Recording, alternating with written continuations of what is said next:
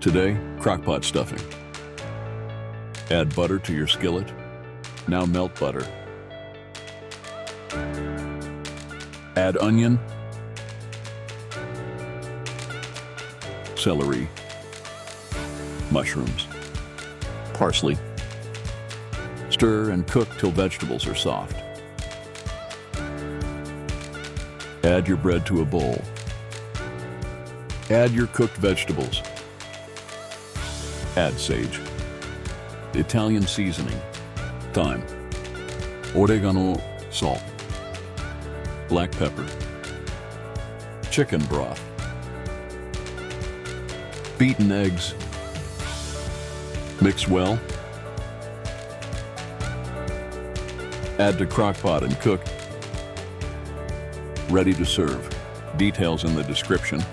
So long for now.